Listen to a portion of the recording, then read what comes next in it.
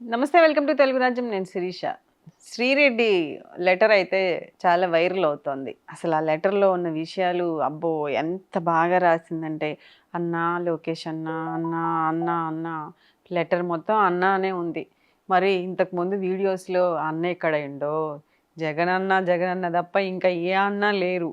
ఇప్పుడు మాత్రం అన్న, నన్ను క్షమించండి అన్న, ఇంకా చాలా సారాంశం ఉంది లెటర్లో. మా రామ్ కూడా ఉన్నాడు. హాయ్ రామ్, హాయ్ అమ్మ. చూసావా శ్రీరెడ్డి లెటర్? చదివానమ్మా. చాలా అంటే చాలా బాగా రియలైజ్ అయితే రాసింది ఆవిడ. బట్ ఆ రియలైజేషన్లో ట్రూత్ ఉందా అనేది ఒకసారి చూద్దాం. ఒకసారి మీరైతే ఎవరు చదివే ప్రయత్నం నమ్మట్లేదు. చేయండి. లెటర్ Yes, మీరు అన్నట్లుగా కొన్ని అన్న అన్న అంటే టాపిక్స్ ఉన్నాయి, అంటే చాలా క్లియర్ గా మెన్షన్ చేసిన టాపిక్స్ నేను మీతో కూడా చెప్తాను. మన ఆడియన్స్ కూడా వింటారు, చాలా మంది చూసే ఉంటారు. బట్ మళ్ళీ ఒకసారి మనం చూద్దాం. ముందుగా లోకేష్ అన్నకి విజ్ఞప్తి. లోకేష్ అన్న, ఈ అన్న ఒక 100 సార్లు ఉంటుంది అన్న లెటర్లో.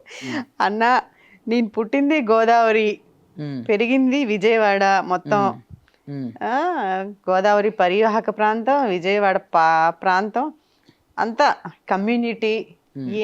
ఏంటి ఇది అంటే అంటే నాకు అదే అనిపించింది. ఆవిడ రిలీజియన్ తీసుకొచ్చింది, రిలీజియన్ నేటివ్ మొత్తం తీసుకొచ్చింది. వాళ్ళ కమ్యూనిటీలో 95% ఆఫ్ ది ఫ్రెండ్స్ అందరు కూడా వాళ్ళే అంట. ఇక్కడ నా డౌట్ ఏంటంటే 95% ఆఫ్ ది ఫ్రెండ్స్ వాళ్ళే అయినప్పుడు ఏ రోజు చెప్పలేదని మీ ఫ్రెండ్స్ ఎప్పుడు చెప్పలేదా? ఎందుకు శ్రీ ఇలా మాట్లాడుతున్నావు, మా వాళ్ళు కదని ఎప్పుడు చెప్పలేదా? అట్లీస్ట్ నీకు గుర్తు రాలేదా? అరే ఇంతమంది నా ఫ్రెండ్స్ ఉన్నారే, వాళ్ళ కమ్యూనిటీ కదా వాళ్ళు, మనం మాట్లాడితే ఏమైనా ఫీల్ అవుతారు, అట్లీస్ట్ ఫ్రెండ్షిప్ కోసమైనా నువ్వు ఆలోచించావా? లేదు, ఆవిడ ఆలోచించలేదు. ఆవిడ స్వార్థం కోసం లైక్ వాట్ ఎవర్ తను ఏ లబ్ధి పొందిందో మనం ఏం జస్టిఫికేషన్ ఇవ్వలేం, కానీ ఏ లబ్ధి లేకుండా తను అలా మాట్లాడిందంటే నేనైతే నమ్మను. నా అభిప్రాయం నేనైతే నమ్మను. అసలు ఈ లెటర్లో కూడా వాళ్ళ అమ్మ నాన్న ప్రస్తావన ఎప్పుడైనా గతంలో పోస్టులు పెట్టే ముందు కానీ, అర్ధరాత్రి వీడియోలు చేసే ముందు కానీ తల్లిదండ్రి అప్పుడు గుర్తు రాలేదా? అదే నాకు అదే అనిపిస్తుంది. తల్లిదండ్రి ఇప్పుడు క్షమించే ముందు మా అమ్మ చెప్పింది, మా నాన్న చెప్పాడు, నన్ను క్షమించమని అడగమన్నారు అని చెప్తోంది.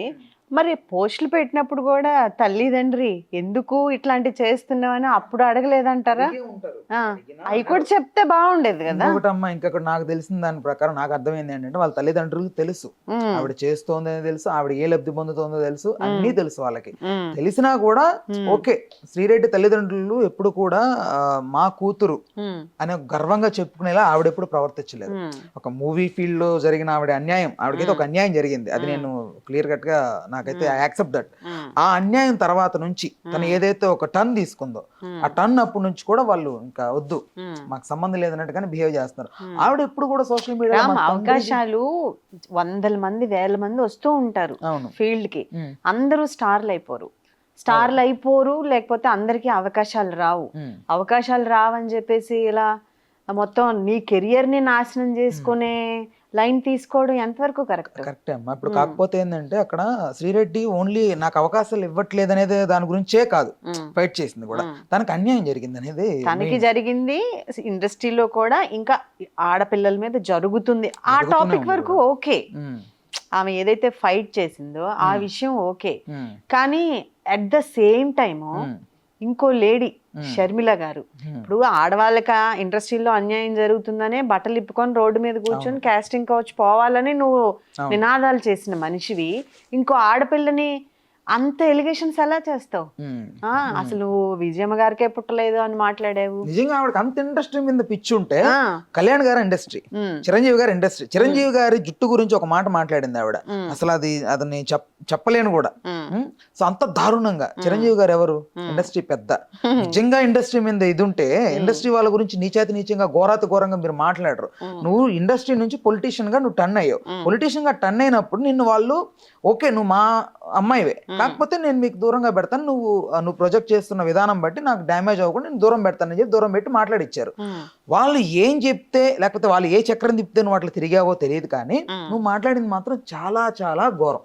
ఎంత ఘోరం అంటే చిన్నపిల్లని అడిగినా చెప్పేస్తాడు, ఇదేంటారు ఇంత గలీజ్గా మాట్లాడుతుంది అమ్మాయి, అబ్బా తీ నేను వెళ్ళాను నా బూతులు అనేంతలా టర్న్ అవుతుంది అనమాట. సో అంత దారుణంగా నువ్వు మాట్లాడావంటే నీ వెనక మోటివ్ ఏంటి? ఇప్పుడు అందరు రిలీజ్ అవుతున్నారు, ఎవరైతే బోరుగడ్డ అనిల్ గారు, ఇంకొంతమంది పోసాని కానీ కృష్ణమురళి గారు. ఇంకో విషయం ఏంటంటే ఆ శ్రీరెడ్డి వెనక ప్రతిసారి ఆర్జీవి గారు ఉంటారు. అప్పుడు ఆ బట్టలు ఇప్పుకొని కాస్టింగ్ కౌచ్ కి పోరాటం చేసినప్పుడు కూడా ఆర్జీవి గారే మీడియేటర్ గా ఉండి ఏదో నేను మాట్లాడతాను, మధ్యవర్తిత్వం చేస్తాను అని ఆర్జీవి గారి పేరు అప్పుడు చాలా వచ్చింది. తర్వాత కూడా ఈవిడ చేసే ప్రతి కామెంట్ వెనక ఒక్కొక్కసారి ఆర్జీవి గారు అలా ఎలిమెంట్ గా వస్తూ ఉంటారు. ఒకసారి అమ్మాయి చెప్పింది, నన్ను ఆర్జీవి గారు వాడుకున్నారు, ఇట్లా మాట్లాడమని చెప్పించారు నా దగ్గర, నేను ఆర్జీవి గారు వాళ్ళ ఇన్ఫ్లుయెన్స్ అయ్యానని ఏదో మాట్లాడింది. ఇప్పుడు ఒకరు ఇన్ఫ్లుయెన్స్ చేస్తే ఇన్ఫ్లుయెన్స్ అవ్వనేది వేస్ట్ మాట. అది ఇప్పుడు నీకు జాబ్, అదేమన్నా నీ జాబు అండ్ నీ హెడ్ లేకపోతే నీ ఎండి అయితే, నీ చైర్మన్ అయితే నీకు చెప్పింది నువ్వు చేయకపోతే నీ జాబ్ బీకేస్తాడడానికి. నువ్వు ఇక్కడ ఏంటి నీ పాయింట్? నువ్వు ఫేమస్ అవ్వాలి, ఎండ్ ఆఫ్ ద డే నువ్వు ఇండస్ట్రీలో ఒక నేమ్ అంటూ నీకు ఒకటి రావాలి. త్రూ గుడ్ ఆర్ బ్యాడ్, నువ్వు బ్యాడ్ ఆల్రెడీ అయిపోయావు కాబట్టి నువ్వు ఎలాగో వచ్చింది బ్యాడ్ నేమ్, ఇలాగే ఒక రూపాయి వెనకేద్దాం. ఈ వర్షన్లో కూడా డబ్బులు సంపాదించే వాళ్ళు కొంతమంది ఉంటారు, బ్యాడ్ వెర్షన్లో కూడా అలా సంపాదిద్దాం అనుకున్నాం. Okay, accept that. నువ్వు ఎవరో ఒక పార్టీ నిన్ను హైర్ చేసుకున్నారు, నీ ద్వారా మాట్లాడిచ్చారు, నువ్వే చెప్పావు. మొన్న వీడియో పెట్టినప్పుడు నాకు అర్థమైంది చాలా క్లియర్గా. సో దీన్ని బట్టి మనకు అర్థమైంది ఏంటంటే, నువ్వు రియలైజ్ అయినప్పటికీ, నువ్వు ఎంత రియలైజ్ అయినా, నువ్వు ఎంత తెలుసుకున్నా, నాకు తెలియకుండా నా ప్రేమమే లేకుండా నిద్రలో మాట్లాడేసానంటే అది వేస్ట్. నిద్రలో ఎవరు మాట్లాడరు కదా, నువ్వు మాట్లాడి నీకు తెలుసు, స్పృహ తెలుసు. కెమెరా నువ్వు ఇట్లా తీస్తున్నప్పుడు మొబైల్ రికార్డ్ అయితే నువ్వు కెమెరా నొక్కుతున్నప్పుడు నీకు స్పృహ ఉంటుంది, రికార్డ్ అవుతున్నప్పుడు నీకు స్పృహ ఉంటుంది. అన్ని తెలుసు కదా, నీకు తెలియకుండా ఎవరు హిప్నటైజ్ చేసో లేకపోతే నీకేమన్నా మల్టీ పర్సనాలిటీ డిజార్డర్ ఉందా, అపరిచితుల్లాగా సడన్ గా అట్లా లేదు కదా, నీకు అంతా ప్రాపర్ గా తెలుసు కదా. తెలిసి కూడా ఎలా మాట్లాడతావు, ఎంత దారుణంగా మాట్లాడతావు. అన్నిటికంటే ఇక్కడ అన్యాయం ఏంటంటే, ఒక మహిళ అయ్యి ఉండి ఎక్కడైతే మహిళలకు ఇబ్బంది జరుగుతోంది ఇండస్ట్రీలో అని పోరాటం చేసిన అమ్మాయి రాజకీయాల్లోకి వచ్చిన మహిళల మీద ఎంత వల్గర్ కామెంట్స్ చేసిందో. ఇప్పుడు తెలుగుదేశం పార్టీకి చేసిన కామెంట్స్ కొన్ని రకాలుగా ఉంటే, షర్మిలా గారి మీద వ్యక్తిగతంగా లాస్ట్ డేస్ లో ఎలక్షన్స్ కు ముందు ఈవిడ పెట్టిన పోస్టులు గానీ, ఈవిడ మాట్లాడిన మాటలు గానీ అన్ని బీప్లు వేసుకోవడమే. మనం ఒక్కటి కూడా మనం బహిర్గతంగా మాట్లాడేవి కూడా ఉండవు. అంత వల్గా మరి ఇంకొక మహిళ మీద ఎలా నువ్వు అలా మాట్లాడతావు? అప్పుడు లేదా షర్మిలా అక్క అంట, లేకపోతే లోకేష్ అక్క అంట, ఇన్ని మాటలు, కళ్యాణ్ గారు నిన్న మాటలు, లోకేష్ గారు నిన్న మాటలు, ఎంత బాడీ షేమింగ్ అమ్మా. ఇప్పుడు నువ్వు మాట్లాడాలనుకుంటే పాయింట్ టు పాయింట్ మాట్లాడు, రాజకీయంగా మాట్లాడు. ఎంతమంది మాట్లాడలేదు, రాజకీయం పరంగా చెయ్యి, నిన్నెవడు కాదనలా. యాక్సెప్ట్ చేస్తారు ప్రజలందరూ, నిన్ను గౌరవిస్తారు, మెచ్చుకుంటారు నీ ఆలోచన ధోరణి కొన్నిటికి. ఇదేంటి జర్నలిజం వేరా? ఇప్పుడు జర్నలిస్ట్ గానే ఉన్నావు కదా ఫస్ట్, అదే ఆ విలువలు ఏమయ్యాయి? అదే అంటున్నామా, ఇప్పుడు జర్నలిస్ట్ గా రా మాట్లాడు. ఇప్పుడు ధ్రువరాతి అనే వాడు ఉన్నాడు, వాడు 20% ఆఫ్ ది ఓట్ షేరింగ్ కుదిపేశాడు అలాగే ఇండియాలో. అతను అగైనెస్ట్ వాట్ ఎవర్ ఏ పెద్ద పార్టీతో పెట్టుకున్నా నాకు తెలియదు అది. సో ఎంత మాట్లాడినా కూడా పాయింట్ టు పాయింట్ మాట్లాడతాడు. అతని లా కూడా ఏం చేయలేకపోతుంది. జగన్ వైపునే నువ్వు పోరాటం చెయ్యి, కానీ మాట్లాడే విధానం, ప్రశ్నించే తత్వం, సమస్యలు, నేను ఎప్పుడు సమస్యల గురించి ఆవిడ మాట్లాడింది నేను వినలేదమ్మా. వ్యక్తిగత హననమే. ఎవరిని తీసుకున్నా, లోకేష్ గారిని తీసుకున్నా ఎన్ని మాటలు, చంద్రబాబు గారి నాయుడు వ్యక్తిత్వాన్ని కూడా, ఈమె స్థాయి ఎంత, ఈమెకెంత, ఈమె నాలెడ్జ్ ఎంత, ఈమె వయసు ఎంత, అనుభవం ఎంత, ఆయన అనుభవం ఎంత, ఆయన అనుభవం లేదు ఇవిడ లేదు. ఆయన గారిని కూడా అలా చిట్కులు వేసుకుంటూ అలా నిలబెట్టి మాట్లాడిన మనిషి. ఇప్పుడు ఏమంటుంది తెలుసా, మా నాన్నగారు మా అమ్మగారు అసలు అమరావతి రావడం వల్ల ఎంత సంతోషపడ్డారోనండి. టీడీపీకి అసలు ఇది బ్లాస్టింగ్ ఏంటంటే, టీడీపీకి ఓటు వేశారు, వాళ్ళు ఓటు వేసినట్టుగా నీకు చెప్పారు, దాన్ని ఫిక్స్ చేసేసుకున్నావు. నువ్వు ఎవరికి వేసావు అనేది మరి అప్పుడు చెప్పాలి కదా. జగన్ గారి పార్టీలో ఉన్నప్పుడు నేను మాత్రమే ఉన్నానండి, నా కుటుంబ సభ్యులంతా టీడీపీకే ఓటు వేశారని ఒక్క మాట కూడా అప్పుడు చెప్పలేదు. నాకు అదే అనిపించింది, అసలు రియలైజ్ అయిందనే గానీ అదంతా ఎందుకో ఒక లేదు రామ్. ఆ రోజు ఆవిడ పోస్ట్ పెట్టిన మాట్లాడినప్పుడు కూడా మీరు చూడండి ఏమని ఇచ్చిందంటే, మా కార్యకర్తల్ని దూషించొద్దు, వాళ్ళని అన్యాయం చేయొద్దు, వాళ్ళని ఇబ్బందులు పాలు చేయొద్దు, వాళ్ళందరూ నన్ను, నా కుటుంబ సభ్యులు కూడా చెప్పమంటేనే వచ్చి చెప్తున్నా. నువ్వు రియలైజ్ అవ్వలే ఇంకా అప్పటికి. అదే అప్పటికి కూడా రియలైజ్ అవ్వట్లేదు. ముట్టికాయలు వేస్తే రియలైజ్. ఇప్పుడు తల్లిదండ్రులు కూడా పాయింట్ కాదులే అమ్మా, అరెస్టులు. ఇప్పుడు ఎవరైతే దుర్భాషలు ఆడారో, ఎవరైతే విచ్చలవిడిగా మాట్లాడారో, వీళ్ళందరూ వరుస పెట్టి అరెస్టులు అవుతునేసరికి భయం పుట్టింది. ఇప్పుడు బోరుగడ్డ అనిల్ గారు కూడా మొన్న ఒక ఇంటర్వ్యూలో వీళ్ళు గెలిచిన తర్వాత, ఈ కూటమి ప్రభుత్వం గెలిచిన తర్వాత, కంగ్రాచులేషన్స్ టు పవన్ కళ్యాణ్ గారు, కంగ్రాచులేషన్ టు చంద్రబాబు నాయుడు గారు, లోకేష్ గారు అని చెప్పారు. ఆయన ఒక్కసారి ఆయన ప్రీవియస్ వీడియోలు చూస్తే అది తెలుస్తుంది అసలు ఎన్ని మాటలు ఎంత దారుణంగా వాళ్ళ చిన్న అంటే కడుపులో పెరుగుతున్న చెంటి బిడ్డను కూడా వదలలేదు. ప్లానింగ్ ఎవరు ఇచ్చారో ఎంత ఘోరంగా ఇంత ఈ మాటలతో టార్గెట్ చేయమని ఈ స్కెచ్ ఏంటి అనేది ఆ పార్టీలో చాలా మంది మేధావులకి ఇప్పుడు అర్థం కాని పరిస్థితి. కొన్ని చర్యలన్నా మనుషులు మర్చిపోతారేమో కానీ మాటలు మర్చిపోలేరు. చర్యలు ఏంటంటే అన్నం పెట్టకపోయినా వాడు ఏదో కష్టం చేసుకొని తింటాడు. ఒక మాట అని చూడండి ఎవరినైనా. అసలు మాట అనేది చాలా పవర్ఫుల్ గా నిలబడిపోతుంది. పైగా ఇప్పుడున్న సోషల్ మీడియాలో నువ్వు ఒక్క వీడియో పెట్టి నువ్వు డిలీట్ చేసే లోపు అది మొత్తం తిరిగేస్తుంది ఇండియా మొత్తం. అంత స్పీడ్ గా స్ప్రెడ్ అవుతుంది. అప్పుడు జాగ్రత్తగా మాట్లాడాలి. జాగ్రత్తగా మాట్లాడితే కొంచెం ఒళ్ళు దగ్గర పెట్టుకొని మాట్లాడితే ఫ్యూచర్ అనేది ఉంటుంది. నువ్వు మాట్లాడాలనుకుంటే పాయింట్ మాట్లాడాలంటే హ్యాపీ, అందరూ హ్యాపీ. నువ్వు సమస్యల గురించో లేకపోతే వాట్ ఎవర్ ప్రభుత్వం గతంలో చేస్తున్న పొరపాట్ల గురించి, జగనన్న చేస్తున్న మేలు గురించి ఇవన్నీ చెప్పుకుంటే మిగతా వాళ్ళు మాట్లాడలేదా? ఎందుకు మీరు మాత్రం ఎందుకు ఒక 5-6 మంది వచ్చి ఎందుకు మాట్లాడుతున్నారు? నాన్ అఫీషియల్ పార్టీ మెంబర్స్ గా వచ్చి కొంతమంది మాట్లాడుతున్నారు. బోరగడ్డ అనిల్ లాంటి వాళ్ళు లేకపోతే శ్రీరెడ్డి గారు లాంటి వాళ్ళు. వీళ్ళు నాన్ అఫీషియల్, వాళ్ళు ఎప్పుడు పార్టీ వచ్చి మా వాడని ఎప్పుడు చెప్పాల, వాళ్ళు నాన్ అఫీషియల్గా కొంతమంది మాట్లాడేవాళ్ళు. లైక్ రోజా గారు మాట్లాడారు కొన్నిసార్లు, కొడాల నాని గారు, పేరు నాని గారు. సో వీళ్ళే ఎందుకు వచ్చి మాట్లాడాలి? పాయింట్ టు పాయింట్ ఎప్పుడు మాట్లాడేవాళ్ళు కాదు. ఎక్కువ పర్సనల్ టార్గెట్. ఆ కళ్యాణ్ గారు అలానే వేస్తారు, లేకపోతే కళ్యాణ్ గారికి 3 పెళ్ళిళ్ళు, లేకపోతే కళ్యాణ్ గారి వ్యక్తిగత జీవితం, సో కళ్యాణ్ గారి ఇది అంతెందుకు?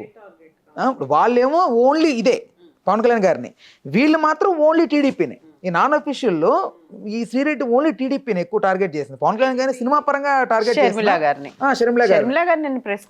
ఎలా నువ్వు అనగలుగుతావు? షర్మిలా గారు అసలు జగన్మోహన్ రెడ్డి గారు 175 స్థానాల్లో 151 కొట్టారంటే మెయిన్ కారణం ఎవరు? జగన్మోహన్ రెడ్డి గారితో పాటు ఆవిడ కూడా కదా. కూడా అదే చెప్తున్నారు. శ్రీరెడ్డి ఇట్లా క్షమించమని అడుగుతోంది అని జర్నలిస్టులు ప్రశ్నిస్తే ఎట్లా క్షమిస్తారు, ఎందుకు క్షమించాలి ఇట్లాంటి వాళ్ళని? నేను పడ్డ బాధ ఆ రోజు మీ అందరికి గుర్తుండే ఉంటుంది. అంత వ్యక్తిగతంగా నన్ను మాట్లాడింది. ఎవరిని క్షమించొద్దు, చట్టపరంగా ఎవరికి ఏ శిక్షలు అయితే పడాలో అవి పడాల్సిందే అని చెప్తుంది. అంటే పడ్డ వాళ్ళ బాధ ఎంత ఉంది అనేది ఈ అమ్మాయికి ఇప్పుడు అర్థమవుతుంది, శ్రీరెడ్డికి. ఇప్పుడు అదే ఆవిడ చూసుకుంటున్నట్టుంది. ఈ లెటర్ లో రాసింది ఏంటంటే ఆవిడ, నేను చూసుకున్నానండి, నేను ఇలా ఎలా మాట్లాడాను అనేది నాకు అర్థం కావట్లేదు అని చెప్తోంది. అంతా ఓకే, ఇదంతా కాకపోతే ఏంటంటే ఇంకా ఏదో అయింది, జరిగే పరిణామాన్ని ఎదుర్కోలేక నువ్వు సరెండర్ అవుతున్నట్లుగా నువ్వు క్షమాపణ చెప్పావు. ఎవరు ఒప్పుకోవట్లేదండి, అసలు మేధావులు ఒప్పుకోవట్లేదు, బాధ పడ్డవాళ్ళు ఒప్పుకోవట్లేదు. ఆ బాధ అనుభవించిన ఈ శ్రీరెడ్డి క్షమాపణలు కానీ, ఈ లెటర్ల రాయబారాలు కానీ ఎవ్వరూ తీసుకోవడానికి ఇష్టపడట్లేదు, కూటమిలో పెద్దలు మేధావులు కూడా. ఎందుకంటే పెయిన్ వాళ్ళు తీసుకున్నారు. ఇప్పుడు చెప్తోంది, నేను శ్రీవారి భక్తురాలని, నేను ఎన్ని పూజలు చేస్తానో తెలుసు. జగన్ గవర్నమెంట్ చేసిన మంచి పనుల లిస్ట్ తీసుకొని వాటిని తెలియజెప్పడానికి ట్రై చేసావా ఒక్కరోజన్నా? అసలు వినలేదు. ఎంతసేపటికి బ్యాడ్ బ్యాడ్ బ్యాడ్ నెగిటివ్ చెప్పడం, బూతులు తప్ప ఇంకొకటి లేదు. ఇంకొకటి, ఆవిడ యూట్యూబ్ ఛానల్ చూసారా మీరు? నేను చూసాను ఆవిడ యూట్యూబ్ ఛానల్. ఒకసారి చూస్తే ఆవిడ మొత్తం కావాలనే బాడీ ఎక్స్పోజింగ్, ఆవిడ వ్యూస్ కోసం బాడీ ఎక్స్పోజింగ్. ఎందుకమ్మా? మామూలుగా చీర నార్మల్గా కప్పుకోకూడదా? ఎందుకు చీరని ఒక 1 లైన్ వేయాలి? ఎందుకు వేయాలి? ఆడవారికి తెలియదా మాత్రం? మీ అమ్మ నాన్న యూట్యూబ్ ఛానల్ నువ్వు పెట్టినట్టు మీ అమ్మ నాన్న తెలియదా? మీ అమ్మ నాన్న అవి మాత్రమే చూస్తున్నారా? మీ అమ్మ నాన్న యూట్యూబ్ పెట్టారని తెలుసు కదా, అప్పుడు ఎందుకు నిన్ను అనలేదు? ఎందుకు అడగలేదు నిన్ను? ఎందుకు ఇలా చేస్తున్నావు స్త్రీ? యాక్చువల్గా రామ్ వాళ్ళ అమ్మగారు ఎప్పుడో ఈ అమ్మాయి ఒకసారి గతంలో టీవీ 9కి ఒకసారి ఎప్పుడో ఇంటర్వ్యూ ఇచ్చారు. ఎంత ఏడుస్తున్నారంటే వాళ్ళ అమ్మగారు ఈ అమ్మాయి చేసే పనులకి. వాళ్ళ అమ్మని సడన్ గా లైన్లోకి తీసుకుని చూసి అసలు పారిపోయింది డిస్కషన్ నుంచి. ఏడుపు, మొహం చూపించలేక తల్లిదండ్రులకి. మరి నీకు అంత ఎందుకు? నిన్ను నువ్వు కోల్పోయే స్థితికి వచ్చి అంత పిచ్చిగా బిహేవ్ చేయడం ఎందుకు? తల్లిని ఫేస్ చేయలేని కర్మ ఎందుకు నీకు? ఎవరికైనా అమ్మా తల్లిదండ్రులు ఎప్పుడు గుర్తొస్తారు చెప్పిన? చేయి జారిపోయేటప్పుడు గుర్తొస్తారమ్మా తల్లిదండ్రులు. ఎవరికైనా ఫర్ సపోజ్ కొడుకే ఎత్తుకోమ్మా, ఇప్పుడు అంటే నిస్వార్థంగా మనల్ని ప్రేమించే తల్లిదండ్రులే కాబట్టి మనకి ఏం జరిగినా. ఇప్పుడు వయసు అయిపోతుంది వాళ్ళ అమ్మ నాన్నగారికి, చూసాం మనం. చక్కగా వాళ్ళకి సేవ చేసుకుంటుండు. వాళ్ళ నాన్నగారు ఎంత భక్తి మంచి మనిషోనంట ఆ ఊరిలో. ఈ అమ్మాయి అసలు ఎలా మరి బిహేవ్ చేస్తుందో ఇలా అనేది అర్థం కావట్లేదు. సపోజ్ ఒక కొడుకు, నార్మల్ కొడుకు, మిడిల్ క్లాస్ వాడు, బైక్ కొంటాడు, ఫోన్స్ కొంటాడు, బయట జల్సాలు చేస్తాడు, తాగుతాడు, తిరుగుతాడు, జరుగుతుంటే తల్లిదండ్రులు ఏ రోజన్నా క్రమశిక్షణలో పెడుతున్నప్పుడు ఒక్కడు కూడా ఎండ మాట. అసలు ఎప్పుడేపా నువ్వేంటి నాకు చెప్పేది? అసలు వాళ్ళ అమ్మ మీద చేయతేవడా కూడా తండ్రి మీద అలాంటి వాళ్ళు చేయి నరికడం బెటర్ నా దృష్టిలో. ఓకే, పక్కన పెడితే. సో అలా రియాక్ట్ అయ్యేవాళ్ళు ఎద్దవాళ్ళు కొంతమంది ఉంటారు, లేకపోతే అమ్మాయిలు కూడా కొంతమంది తప్పు చేసేవాళ్ళు అసలు మనం వాళ్ళ అమ్మ నాన్నగారి గురించి తీసుకురాకూడదు. బట్ ఈవిడ తీసుకొచ్చింది ఇక్కడ, ఈవిడ తీసుకొచ్చింది నేనంటే వాళ్ళ తల్లిదండ్రులు నేనేమనట్లేదు. ఇలా ఉంటది సిచ్యువేషన్ బయట. అదే అంటున్నా, వీడు ఏదన్నా రేపు తప్పు చేస్తే వీడి స్టేషన్ కో లేకపోతే 10 మంది కట్టేసి కొడుతున్నప్పుడు, వీడికి దేహశుద్ధి చేస్తున్నప్పుడు, ఇలాంటి టైంలో ఎవరు వస్తారు? ఫ్రెండ్స్ వస్తారా? కదా పాపం, ఫ్రెండ్స్ వస్తారా? ఫ్రెండ్స్ మహా అయితే ఏ టైంలో ఉంటారు నీ పక్కన? అమ్మాయిని లేపుకోబోతున్నప్పుడు ఎగ్జైటెడ్ థింగ్స్ ఉంటాయి, అప్పుడు మాత్రం ఫ్రెండ్స్ ఉంటారు. రిస్క్ లో ఎప్పుడు చాలా కష్టం అమ్మా ఫ్రెండ్స్ నిలబడడం. ఓన్లీ ఎగ్జైటెడ్ థింగ్స్ నువ్వు చేస్తున్నావా, పబ్కి వెళ్తున్నావా, బీచ్కి వెళ్తున్నావా, గోవా వెళ్తున్నావా, పార్టీకి వెళ్తున్నావా, వేరే దగ్గరికి వెళ్తున్నావా, బైక్ రైడా, ఎగ్జైటెడ్ థింగ్స్ మాత్రమే నీతో ఉన్నప్పుడు నీతో ఫ్రెండ్స్ ఉంటారు. లేని టైంలో నీతో ఉండరు. రిస్కీ టైంలో నీతో ఫ్రెండ్స్ రారు. అర్థమైందా? నువ్వు ఒక అమ్మాయిని లేపుకొని వెళ్తున్నప్పుడు కూడా అది ఎగ్జైటెడ్ థింగ్ కాబట్టి వాడు వస్తాడు నీతో. అదొక ఎగ్జైటెడ్ థింగ్ అనమాట. అమ్మాయిని తీసుకెళ్తున్నాం, మనం పెళ్లి చేస్తున్నాం అనేది ఒక సినిమాటిక్ వేలో ఒక హీరోయిజం ఎలివేట్ చేస్తుంది కాబట్టి అంతే. తర్వాత నిజమైన రిస్కీ వచ్చినప్పుడు తల్లిదండ్రులు తప్ప ఇంకెవడు రాడు.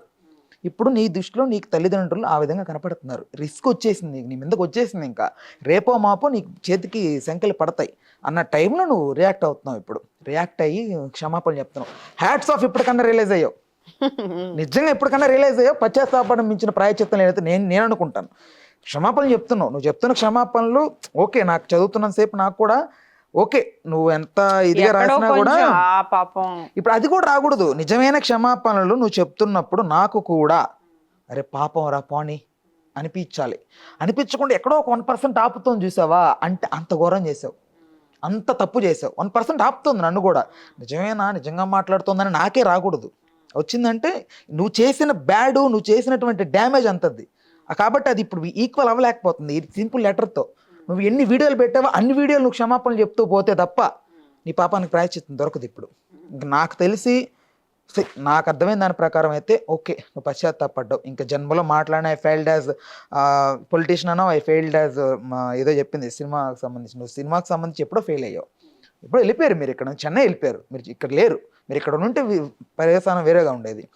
సో ఓకే, పొలిటీషియన్గా కూడా ఫెయిల్ అయ్యారు. మీరు పొలిటీషియన్ ఎలా అవుతారు? ఫస్ట్ ఆఫ్ ఆల్ ఎక్కడమ్మా నువ్వు ఎక్కడ క్యాంపెయిన్ చేసావు? వైఎస్ఆర్సీపీ వల్ల అసలు ఈవిడ ఎప్పుడైతే క్షమాపణ పెట్టిందో అసలు ఆమెకి మా పార్టీకి సంబంధం లేదు, మా పార్టీ సభ్యత్వంలో లేదని అందరు మాట్లాడుతూనే ఉన్నారు. ఓకేలే, వాళ్ళు అట్లా చెప్పున్నా కవర్ చేసినా, బట్ ఎవరు 100% తెలిసిపోద్ది మనకు. అది అంతా చెడ్డ రేవడిలాగా అటు తల్లిదండ్రులు ఈవెంట్ దగ్గర తీసుకోవట్లేదు, పార్టీ వాళ్ళు దగ్గరికి తీసుకోవట్లేదు, ఇండస్ట్రీ దగ్గరికి తీసుకోవట్లేదు. ఓవరాల్ గా ఇండస్ట్రీ నన్ను అడిగితే ఇంకెప్పుడు తీసుకోదమ్మా, పొలిటికల్గా ఇంకా రాదమ్మా. ఇక్కడ ఓన్లీ ఏంటంటే దాన్ని ఇప్పుడు ఆ కేసులు అనేవి వాళ్ళు పెట్టిన వెంటనే వెళ్ళి వాపస్ తీసుకోరమ్మా. అర్థమైందా? ఇప్పుడు ఆ లెటర్ చదివినంత మాత్రం లోకేష్ గారు పోయి వెంటనే ఇచ్చేయండి, వెనక్కి ఇచ్చేయండి, పాపం క్షమించేస్తాను అనరమ్మా. Case is a case. నువ్వు డిఫెండ్ చేసుకోవాల్సి నువ్వు డిఫెండ్ చేసుకుంటావు. నీ వైపు తప్పు లేదనుకో హ్యాపీగా కోర్టే కొట్టేస్తుంది. నీ వైపు తప్పు ఉంటే ఖచ్చితంగా వెళ్ళాల్సి ఉంటుంది జైలుకి. అది నువ్వు అది కొంచెం ఇంకా నువ్వు ఎంత చెప్పినా ఇంకా మనం ఏం ఆడుకున్నా కూడా ఇంకా శ్రీరెడ్డి ఆవిడ గారి చాప్టర్ ఇంకా క్లోజ్ అయినట్టు నా దృష్టిలో. రైట్, చూస్తూనే ఉండండి Telugu Rajyam. Please do subscribe to Telugu Rajyam channel. Please do subscribe to Telugu Rajyam channel. Please do subscribe to Telugu Rajyam channel. Hi అండి, నేను మీ ఆర్పీని, నెల్లూరు పెద్దారెడ్డి చేపల పులుసు ఓనర్ని. మీరు తెలుగు రాజ్యం అనే ఈ యూట్యూబ్ ఛానల్ సబ్స్క్రైబ్ చేసుకుని మంచి వీడియోలతో వస్తారు. Thank you so much. Hi people, I'm Sonakshi Verma and you please watch Telugu Rajyam and please subscribe to the channel.